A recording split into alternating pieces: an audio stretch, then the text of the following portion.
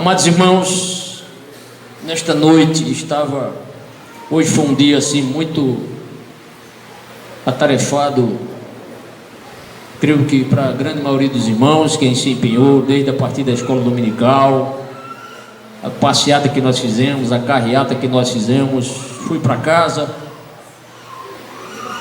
e aí eu estava pensando que palavra trazer para a Igreja do Senhor nesta data.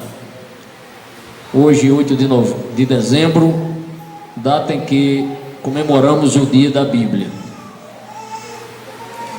O texto que foi lido foi em Isaías capítulo 1, versículo 10 a 17, e é um capítulo onde nós observamos Deus fazendo assim como uma radiografia espiritual da nação de Israel. Aí você diz assim: pastor, estamos em pleno século 21. O profeta Isaías profetizou 7 séculos antes de Cristo, e agora o Senhor traz para a gente uma palavra tão antiga,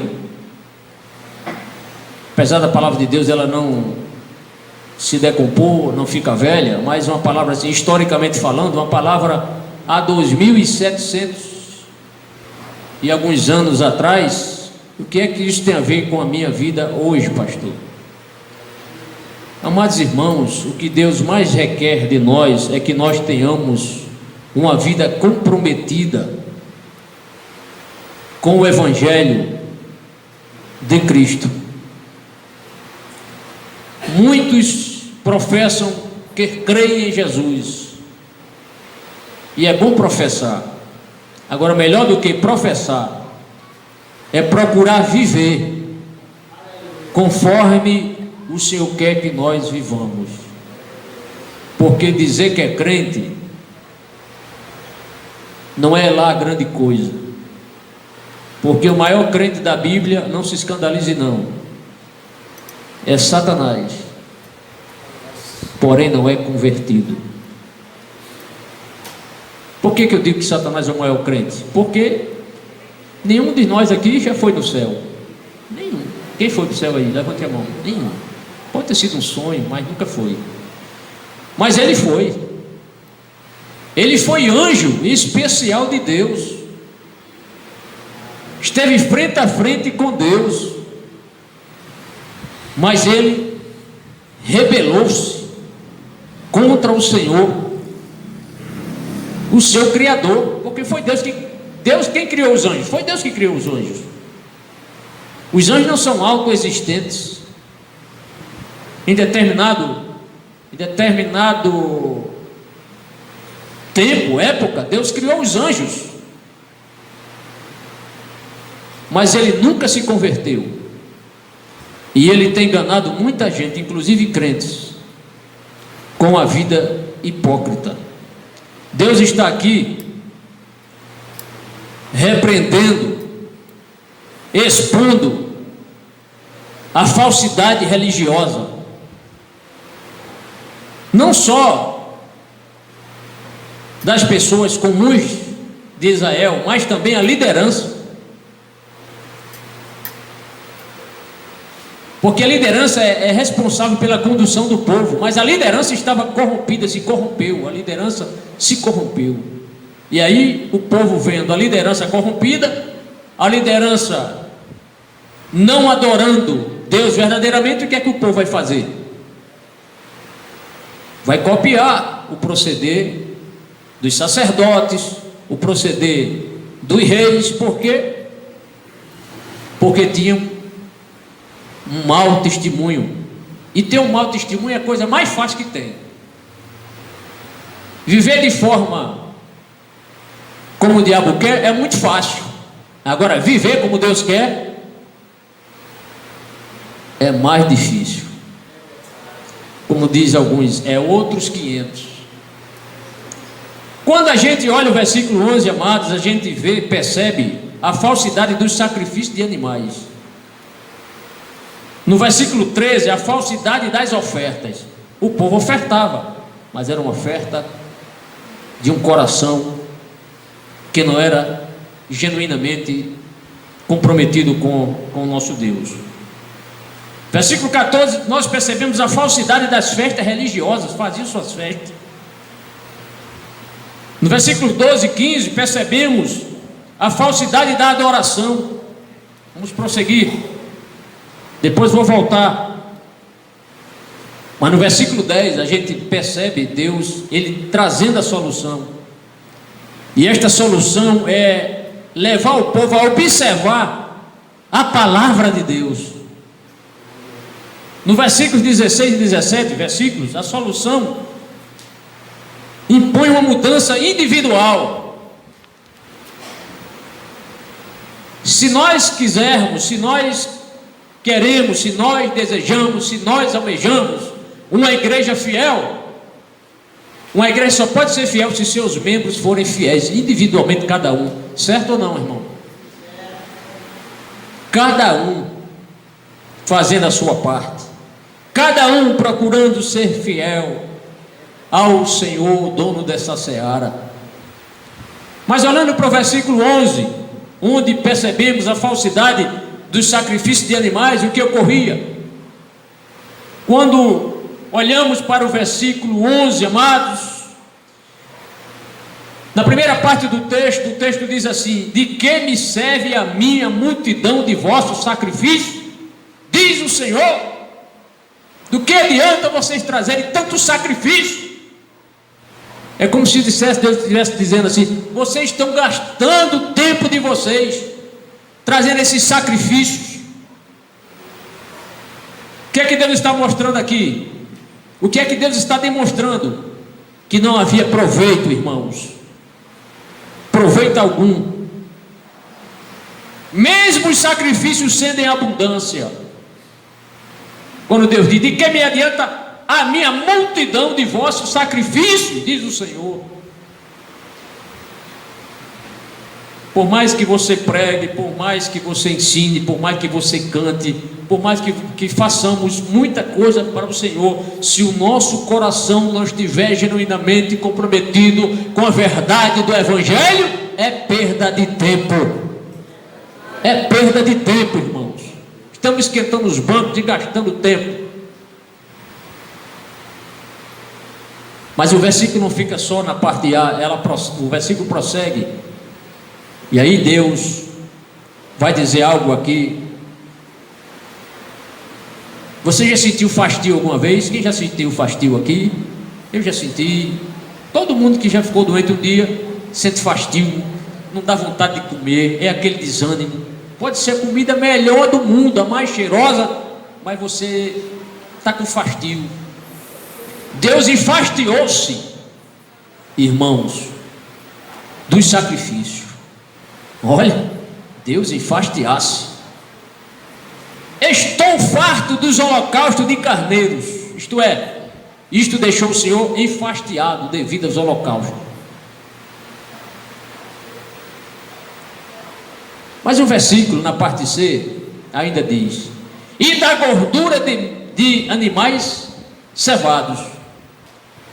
Deus, ele tinha prazer quando um animal era queimado no holocausto, subia a fumaça da gordura queimada, aquilo chegava às narinas do Senhor e Deus aspirava o sacrifício, porque quando Deus aspirava significa que Deus recebia o sacrifício, quando o coração era contrito, quando o pecador realmente estava arrependido, aquilo subia às narinas de Deus e Deus tinha prazer em receber aquele sacrifício.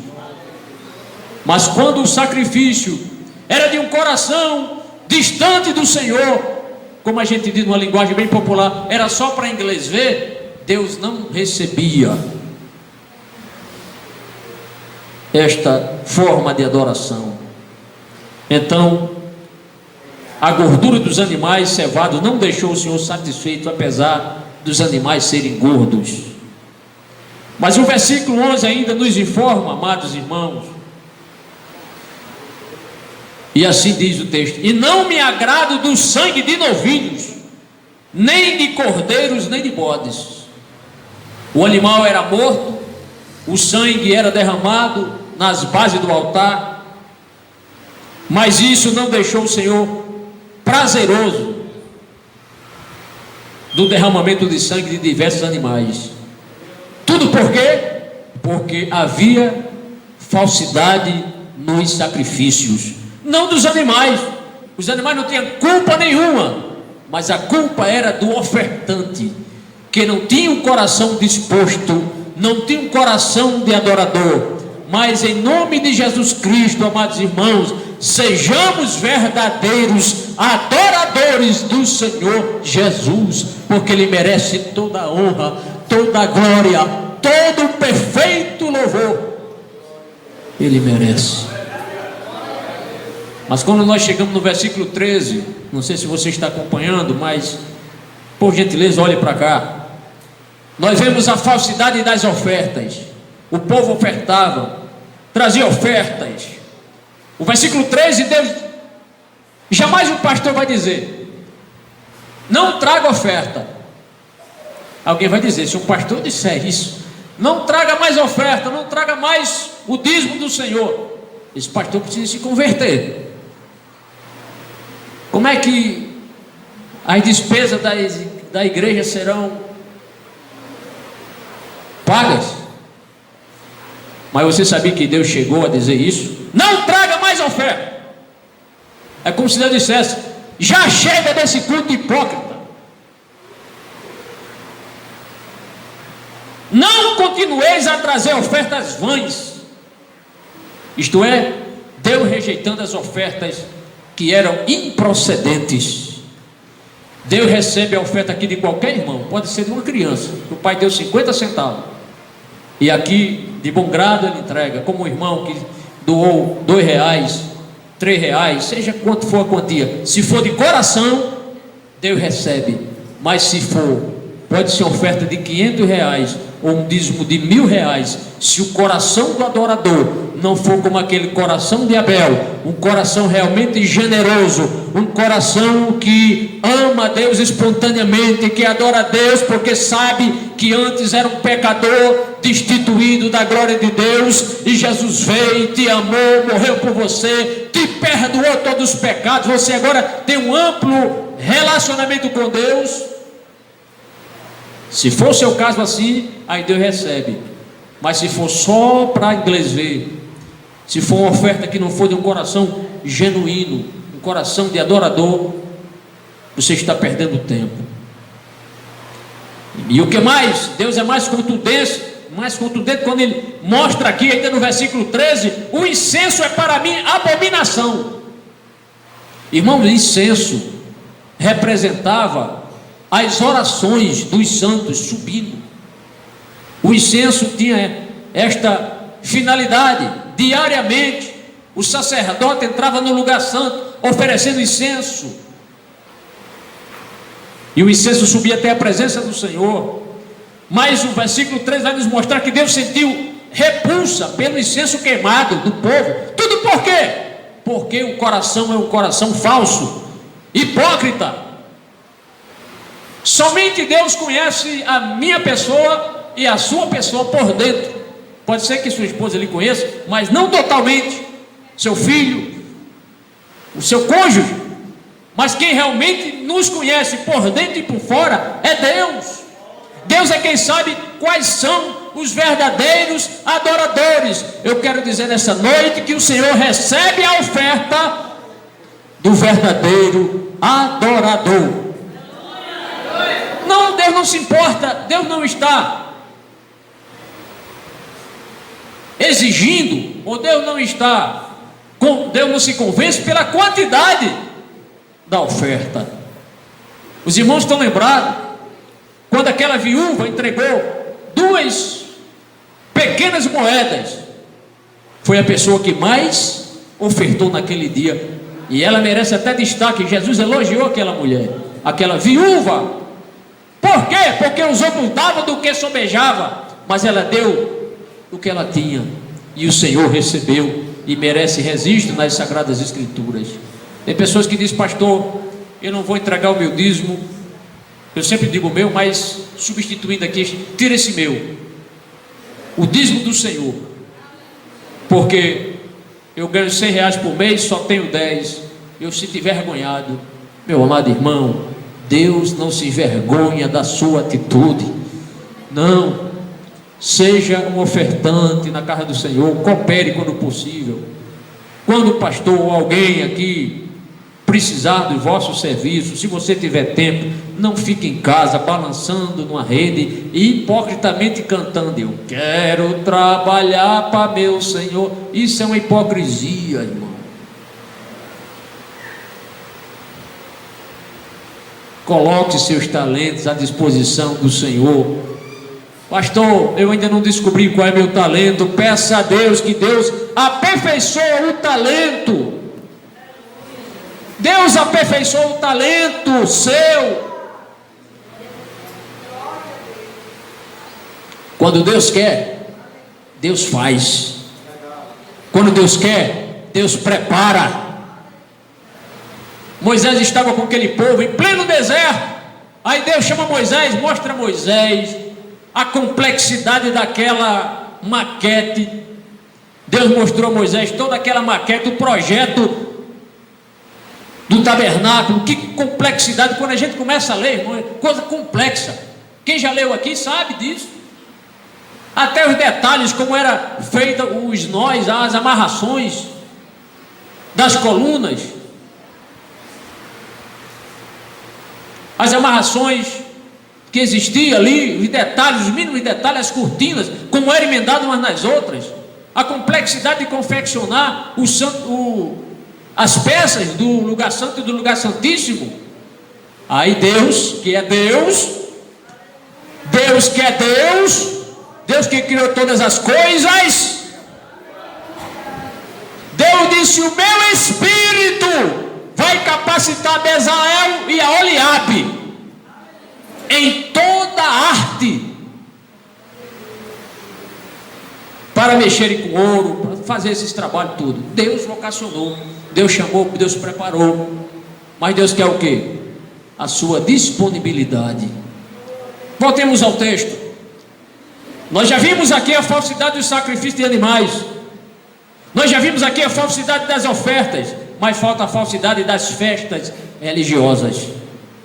O povo de Israel, Deus tinha determinado para o povo anualmente celebrar as festas do calendário de Israel. Deus estabeleceu isso. Aí Deus chegou, Deus estava tão indignado que não queria mais festa, que não queria que o povo mais festejasse. Festejar o quê? Festejar o quê? Se o povo não veio para festejar com o coração feliz, alegre, disposto, coração de adorador. Deus não estava satisfeito com aquele povo, irmãos. As vossas luas novas e as vossas festas fixas, isto era uma prática nos dias especiais, dia de luas novas, as festas fixas. Deus chegou a dizer no versículo 14: a minha alma as aborrece. Por isso que a gente entra no culto aqui, irmãos, esqueça tudo lá fora, não traga os problemas para dentro da... Aliás, pode até trazer os seus problemas e apresentar aos pés do Senhor Jesus. Apresente os problemas seus nos trabalhos aqui, no ciclo de oração. Terça-feira aqui, a irmã Jane me lembra, nós teremos aqui campanha de oração todas as terças-feiras, de 8 às 9 da manhã. Campanha para você apresentar seus filhos a Deus, apresentar sua família a Deus, apresentar seu esposo, sua esposa a Deus. E quando a gente chega aqui, 3, 4, quando tem muito, tem 6 pessoas. E eu pergunto: será que só essa quantidade de irmãos tem problemas familiares? Será que é demais? Está tudo bem? Tudo às mil maravilhas? Não está. Não está, mas o diabo tem lhe cegado. Mas nesta noite, Deus me trouxe aqui para pregar essa palavra, para que você possa abrir os olhos e dizer assim: Senhor, lembra-te da minha família, Meu marido não é crente, minha esposa ainda não é crente, meu filho, Senhor, está envolvido com pessoas que estão levando ele para caminhos que não te agradam. Mas se você ficar em casa, o diabo vai ganhar terreno. Venha orar em nome do Senhor Jesus.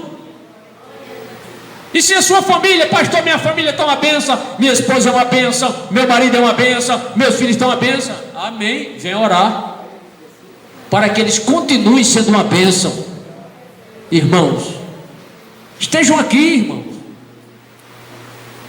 para orar. O Senhor estava indignado, desgostoso. A minha alma as aborrece as festas. Deixava o Senhor desgostoso as festas. Já me são pesadas, estou cansado de as sofrer. Isto é, Deus está aqui abatido. Estou cansado de as sofrer. É claro, Deus está usando aqui uma linguagem para nós seres humanos entender, que os teólogos chamam de uma linguagem antropomórfica, para que a gente entenda. Já me são pesadas, estou cansado de as sofrer. Deus cansado? Sabe por quê? Por causa do culto hipócrita, por causa do procedimento hipócrita. Mas no versículo 12 e 15, amados, nós vemos a falsidade da adoração. Quando vindes para compareceres perante mim, aí Deus faz uma pergunta: quem requereu de vós isto, que viestes pisar os meus átrios? Deus está dizendo aqui: se você é falso adorador, porque você entrou na minha casa? É isso que Deus está dizendo. Irmão, a gente faz as coisas para Deus e diz: não, Deus de todo jeito recebe, faz de qualquer jeito. Deus se agrada da gente fazer as coisas de Deus de qualquer jeito, irmão? Deus se agrada? Ou você acha que Deus é exigente? Deus é exigente? Ora, se não é, não seja santo não, para ver se a gente sobe. Ele exige santidade de nós. Nosso Deus é extremamente exigente. Sabe por quê? Porque Ele é um Deus zeloso. Ele não quer que seu filho se perca. Ele não quer que seu filho seja deixado aí ao léu. Deus nos ama. Então Deus não exigiu a presença dos falsos adoradores em sua casa. Deus não quer falso adorador na sua casa. Mas no versículo 15, na primeira parte, diz: quando estenderdes as vossas mãos, esconderei de vós os meus olhos. Irmão, olhando esse versículo, este versículo mostra que o Senhor ocultou o seu rosto. Quando estenderdes as vossas mãos, Senhor, tem misericórdia de mim. Mas às vezes é só, não é um pedido de misericórdia genuíno.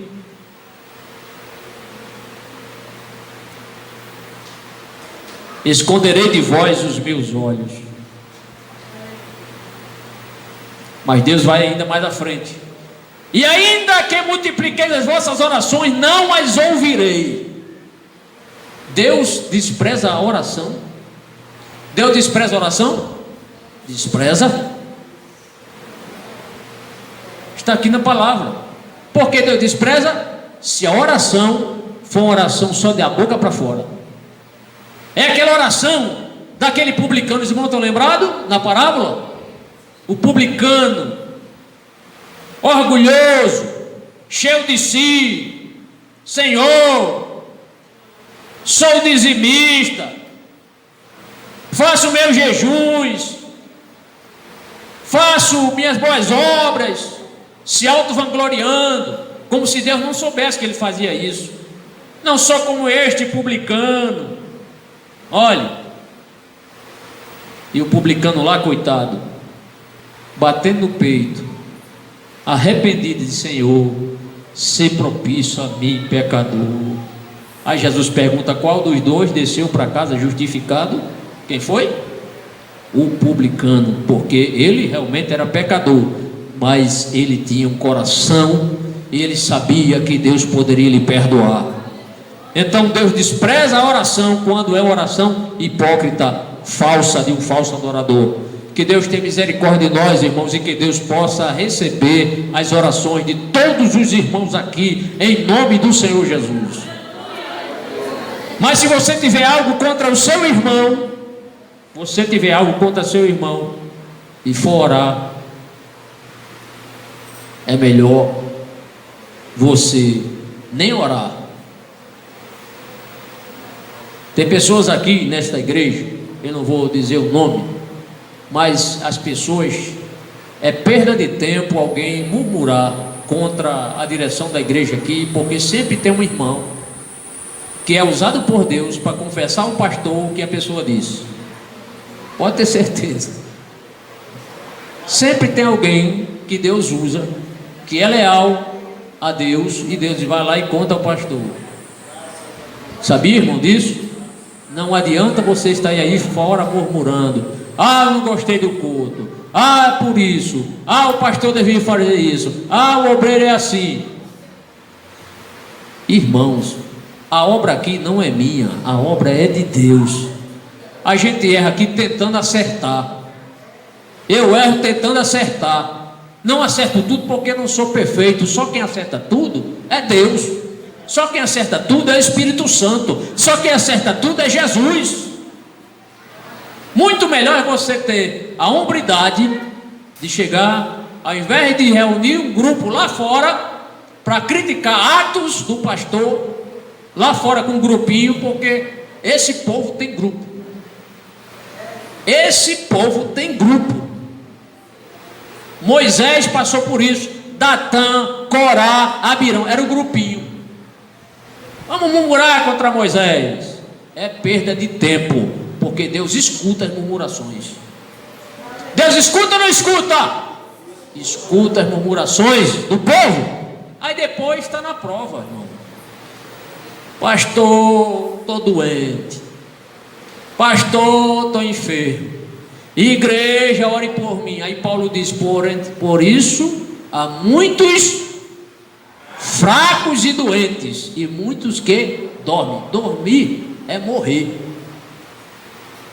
Toma ceia na igreja, mas está falando mal do irmão, está falando mal do pastor, está falando mal da regente, está falando mal do professor.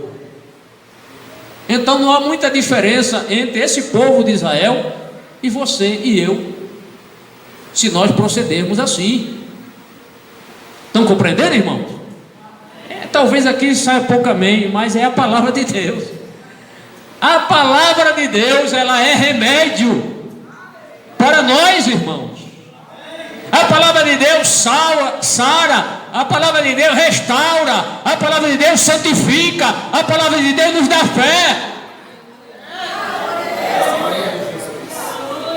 Ela nos corrige, ela nos aplaina. Sabe aquela tábua cheia de catumbo, cheia de defeitos? Aí vai para a plaina de Jeová, do Senhor. Aí ele tira todas aquelas coisas que não prestam, os espinhos, aqueles defeitos. É isso que Deus faz com a palavra dele em nós, na nossa vida. E uma coisa, não sei se eu disse aqui, eu gosto sempre de dizer isso, só como a título de ilustração. Você vai na farmácia e toma um remédiozinho muito docinho, muito bom, muito açucarado, não serve para nada. Muito gostoso, doce, dá até vontade de tomar o vidro todo, tão gostoso que é, de groselha esse remédio. Aí quando o médico diz assim: vai ter que tomar, meu filho, o Bezetacil, hein? E é naquele lugar. E mais assim, é Bezetacil.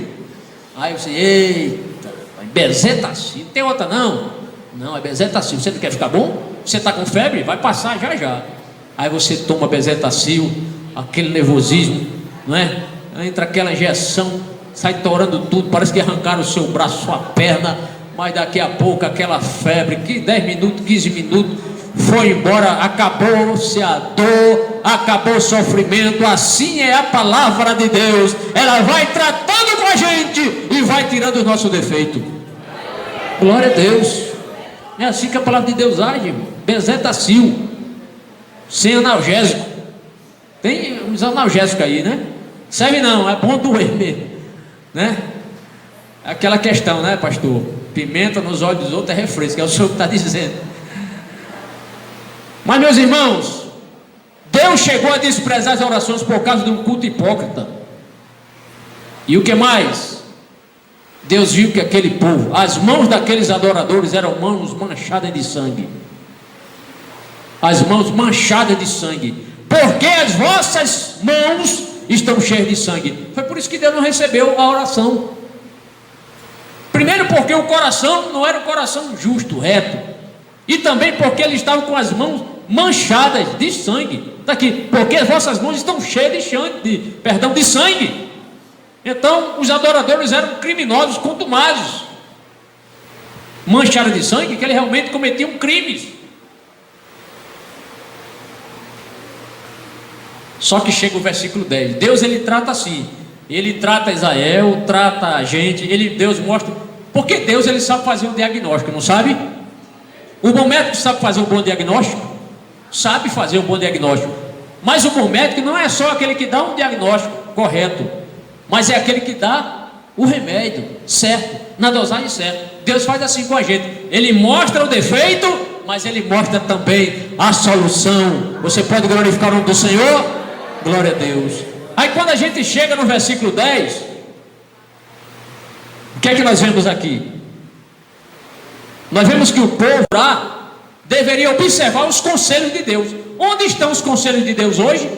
Na sua palavra. Na palavra de Deus. Então o povo precisava observar os conselhos do Senhor. O versículo 10 inicia dizendo: ouvi a palavra do Senhor. É ouvir. Ouvir a palavra.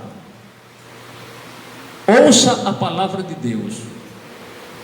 Eu falei aqui no culto de quinta-feira que a melhor maneira de você ler a Bíblia e entender é você falar a palavra. Abra a Bíblia e comece a ler para você.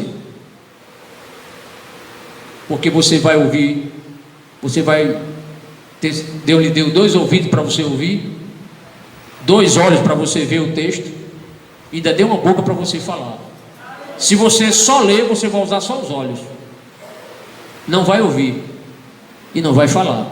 Então seja inteligente, leia a Bíblia falando. Tinha um colega meu lá no quartel, quando eu estava fazendo o curso de sargento lá em Minas Gerais, que os colegas lá chamavam ele de doido. Mas, devido à metodologia dele, ele pegava a apostila e saía andando, falando. Quem via assim dizia: está doido, falando. Mas era a técnica que ele aprendeu. E sabe que dá certo?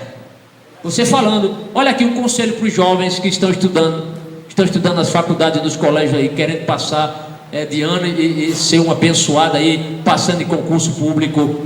Comece a ler falando. Fale, tá certo? Os textos lá, vocês verão como a retenção dos conteúdos serão bem melhores. Mesma coisa é a palavra do Senhor. O Senhor diz aqui: ouvi a palavra do Senhor. Ouça a palavra do Senhor. Ultimamente Deus tem me levado nessa questão de produzir alguns vídeos para colocar no canal, e agora estou eu lendo os textos. Comecei no Gênesis, já estamos no capítulo 30. Esta semana, se Deus quiser, vamos terminar o capítulo 40. E aí, se você quiser seguir, como a irmã Jane, ela vai dormir: meu filho, liga aí para a gente ouvir a palavra de Deus. Aí ela, lá em casa tem uma televisão grande e também tem um celular. Não, do celular. Pega o celular para não ficar claro, e emborca assim. A gente vai dormir ouvindo a palavra de Deus. Daqui a pouco você começa a ouvir, e ao som de águas de riachos, água dos mares, chuva. Você está ouvindo a chuva, parece que está chovendo. Parece que você está na frente de uma grande cachoeira, aquela água caindo e a palavra de Deus fluindo. Isso alimenta o nosso espírito, porque o nosso espírito não se alimenta nem de feijão, nem de arroz, nem de macarrão, mas é da palavra de Deus. Aí daqui a pouco você está dormindo, tranquilo, ouvindo a palavra de Deus. Deus diz: ouvi a palavra do Senhor. Primeiro conselho que Deus dá: ouçam a minha palavra. Vocês precisam, Israel, igreja, você precisa ouvir a palavra do Senhor. O versículo 10 prossegue, aí Deus diz assim: governadores de Sodoma. Por um lado, o Senhor dá o conselho, aí Deus dá a identificação: governadores de Sodoma. Se o pastor chegasse para alguém aqui e dissesse: vocês são governadores de Sodoma, meus irmãos, isso era uma pancada nos irmãos. Chamar os irmãos de governadores de Sodoma, né, irmão Joel? É uma palavra forte. Olha quem é Sodoma, quem foi Sodoma: uma cidade corrompida, uma cidade sodomita, adúltera, assassina. Mas era assim que a liderança estava vivendo, irmão. Então os líderes do país foram comparados aos piores pecadores. E o que mais? Deus vai mostrar que essa liderança aqui precisava atentar para os mandamentos do Senhor. Está aqui no versículo 10, na parte C: dai ouvidos à lei do nosso Deus. Dê ouvidos. Ouvir, dê ouvido. Para você ouvir, tem que dar ouvidos. Eu sei que tem gente aqui que não está dando ouvidos a essa palavra, mas é a palavra de Deus. Se você quer ser sarado, se você quer ser tratado por Deus, não por mim, que eu não trato ninguém, mas Deus trata, o Espírito Santo trata, Ele exige de nós, Ele recomenda ouvir o que a minha palavra está dizendo. Eu estou transmitindo a palavra de Deus, que serve para os irmãos e para mim também. E ai de mim se essa palavra não surtir efeito na minha vida. Combinemos agora com o versículo 16 e 17, quando Deus vai mostrar, a palavra de Deus vai nos mostrar que a solução que Deus dá, ela impõe mudança individual. 10 minutos para as 9 horas. No versículo 16 o Senhor diz: lavai-vos, purificai-vos. Lavai-vos, purificai-vos. Isto é, cada indivíduo precisava santificar-se. É aquilo que eu falei para os irmãos. Uma igreja, para ser uma igreja coesa, abençoada, cheia da presença do Senhor, onde o Espírito Santo flui, onde o Senhor Jesus usa alguém aqui em profecia, em visões, em revelações, é preciso que cada indivíduo santifique-se, purifique-se. Cada indivíduo precisaria santificar-se. E eu pergunto: essa palavra não serve para nós hoje, não? Não serve? Serve, irmãos. Quando Deus diz lavai-vos, purificai-vos, não é só na questão de tomar um banho, não, com shampoo caro, com sabonete caríssimo. Não é nesse sentido, mas é a lavagem espiritual. E quem pode nos lavar espiritualmente é a palavra do Senhor. Ela que nos lava.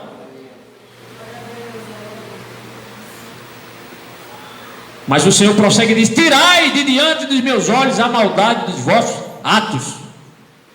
Então cada pessoa deveria excluir toda forma de perversidade. Tirai de diante dos meus olhos a maldade dos vossos atos. A maldade dos vossos atos.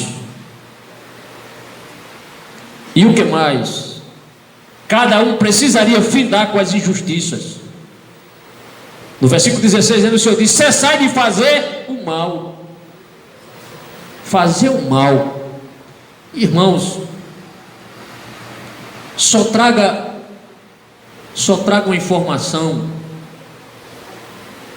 se você for testemunha ocular. Esse negócio de eu ouvi dizer não tem muito crédito, não vai longe. Pastor, eu ouvi dizer. Você ouviu ou você viu? Só traga se realmente você viu, e se tiver testemunho, melhor ainda. Testemunha, melhor ainda, porque senão é conversa de comadre, desculpa as irmãs aí, conversa de lavadeira, como a gente fala lá no quartel, como o soldado quer enrolar. Soldado, isso é conversa de lavadeira. Me desculpe se tiver alguma irmã aqui que é essa profissão, ou me perdoe as irmãs por essa expressão. É uma expressão que a gente usa lá no quartel, mas graças a Deus nunca usei aqui, mas eu estou só usando para ilustrar. Então só traga algo se for realmente coerente. Eu já ouvi tantos falsos testemunhos, não aqui também poucos, mas em outros lugares aí. coisa que você escuta assim, misericórdia, e você vai apurar, não é nada daquilo, não é nada daquilo. Mas eu quero dizer, nesta noite aqui, que todo crente fiel, ele é perseguido. Todo crente fiel, ele é caluniado. Todo crente fiel, ele é alvo de Satanás. E as pessoas que ferem, e as pessoas que querem ver a queda desse crente fiel, não são servos autênticos de Deus, são servos do diabo, não é servo de Deus. Porque um servo de Deus, ele não sai espalhando notícias tendenciosas, mentirosas. Um servo de Deus, ele vai orar, ao invés de pactuar de falsos ensinos, de falsos testemunhos, irmãos. Cada um deveria assimilar o que é bom. Deus diz: aprender a fazer o bem, buscar a justiça. Ou seja, cada um precisaria ser imparcial. Versículo 17: ser imparcial. Ser imparcial, irmãos. Todo crente, ele tem em primeiro lugar um compromisso de falar a verdade, porque ama a Deus em primeiro lugar, não é verdade? Quem ama a Deus, muitas vezes, às vezes a gente perde a amizade de alguma pessoa, porque você é mais amigo de Deus do que amigo do seu amigo. Se você trocar a amizade de Deus por amizade de pessoas até da sua família, você confiar mais nessas pessoas, ou você diz assim: eu não vou decepcionar o meu parente, eu não vou decepcionar o meu amigo, deixando o amor a Deus em segundo e terceiro plano, que derrota você vai sofrer. Irmãos, o nosso maior amigo é Deus, o nosso maior amigo é Jesus, o nosso maior amigo é o Espírito Santo. Às vezes a gente diz uma palavra que às vezes fere alguém. No início a pessoa não entende, aquela palavra parece que machucou, mas receba essa palavra, porque Deus está lhe tratando, Deus está lhe curando, Deus quer que você seja santo, Deus quer que você vá para o céu. Então suporte a palavra, porque é assim que Deus trata cada um. Deus trata cada um dos irmãos, a mim e a você também. Cada um deveria findar com qualquer forma de perseguição. Versículo 17 da parte C: acabai com a opressão. O pastor toma uma determinada atitude, alguém: isso não é de Deus, isso aí é perseguição. Não é não, é Deus procurando lhe tratar.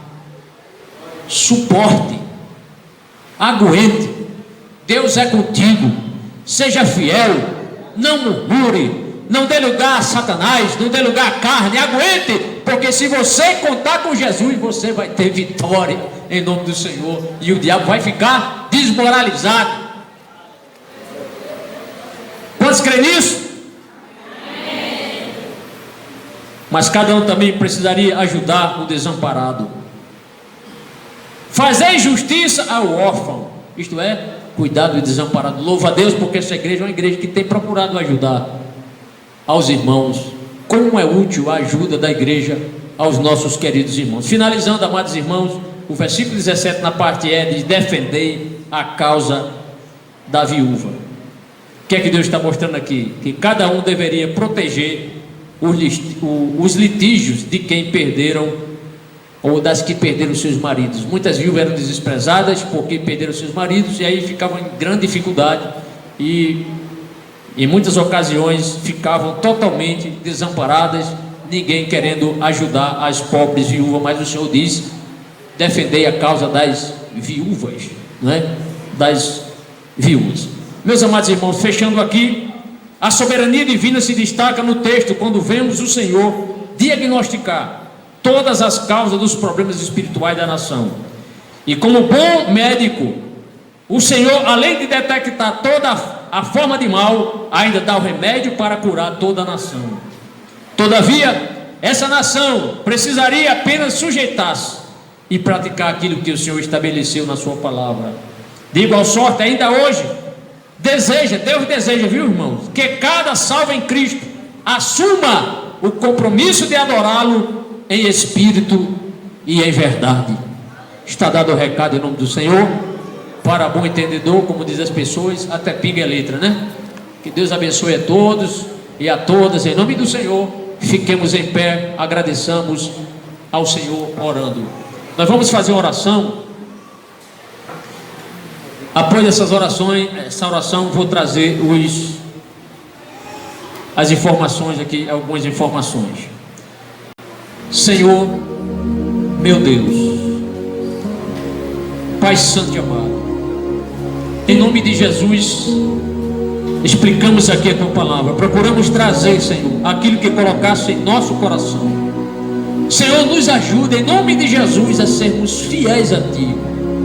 Que o nosso culto seja um culto, Senhor, racional, um culto, Senhor, de coração. Que possamos chegar na tua casa e te adorar, exaltar o teu nome, glorificar o teu nome, sentir a tua santa presença, Senhor. Pai, nós te amamos, nós te adoramos, porque a tua palavra é suficiente. Aliás, ela é mais do que suficiente para tratar conosco. Nos ajude a sermos cristãos verdadeiros, fiéis obreiros, fiéis mulheres, fiéis homens na tua casa, fiéis jovens, Senhor, na tua obra. Abençoa-nos, Senhor, para que possamos assim te agradar cada vez mais. É o que nós te pedimos, em nome de Jesus. E quem é crente e salvo, diga amém.